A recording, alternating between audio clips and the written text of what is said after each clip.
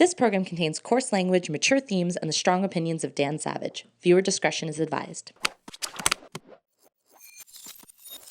My mom knows I'm gay and she hates it, and she doesn't know I've been with my girlfriend for 1.5 years. I love her. I'm positive she's the one for me. But how do I sit down and tell my mother all of this? Here's what you do. We are getting to a place, we have to get to a place, young queer kids need to get to this place, emotionally, mentally, where you don't fear your parents' rejection. You make your parents fear your rejection. Your only leverage as an adult child over your parents is your presence in their lives. You say to your mother, I'm gay, and you need to accept that. You need to get over it. Here's the PFLAG chapter. Go, go, go. Go to a meeting. Meet some parents who are over it. And you have a year to freak out, and you have a year to say any bigoted thing you want to say. You can ask rude questions. You have a year to have a tantrum, and then done with the rude questions, done. And if you love and accept me, you'll see me. I'll be around. If you don't love and accept me, you will not see me. I will not be around. And you need me, because someday somebody's got to change your diapers, Mom, and it's probably going to be me, unless I'm out of here, right? You would be surprised how effective that is. There are too many young queer kids, particularly in rural and more religious states, who allow their parents' tantrums to work. What does any parent know about a small child? If they throw a tantrum and you give in, the tantrums never stop, because they worked. Your parents, when you come out, they often react like small children. They throw a tantrum. They get really angry. They don't want you to bring a girlfriend home. They don't want you to bring a boyfriend home. They don't want you to tell your siblings. They don't want you to say you're gay on your Facebook page. And they attempt to control you the same way a child attempts to control its parents by having a tantrum.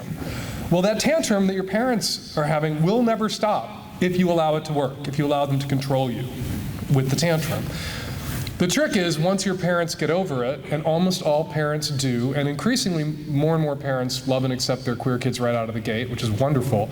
Once your parents are over that, once they're no longer being hateful and hurting you and having a tantrum, you have to forgive them. Once they get to a place where they can love you, you need to love them back. You need to love them back the way they loved you back when you were a small child. I promise you, as a parent, you don't remember as an adult those times when you were 3, 4, 5, 9, and you said, I hate you to your parents, I wish you weren't my parents, you slammed doors.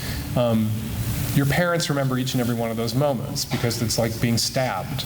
You never forget it. And your parents don't bring that up. Your parents let that go. They love you through those moments. A good parent, when a child says, I hate you, and slams the door, opens the door and says, you don't mean that, I love you. And that's what, as a gay child, you need to say to your parent when they are having a toddler's tantrum about you coming out. Hopefully your parents will apologize. You can ask your parents to apologize when they get to a better place and they can accept you. But you need to accept that apology. I know people whose parents have apologized who still can't forgive their parents. That isn't helping. You need to love your parents when they get to a place where they can love you. You need to love them through that whole time. If your parents are rejecting you because of religion, you need to model the kind of Christian love and acceptance that you want to see in them as you're coming out to them. You ask, confident that if they regard that question as rude, they're no one you want to have sex with.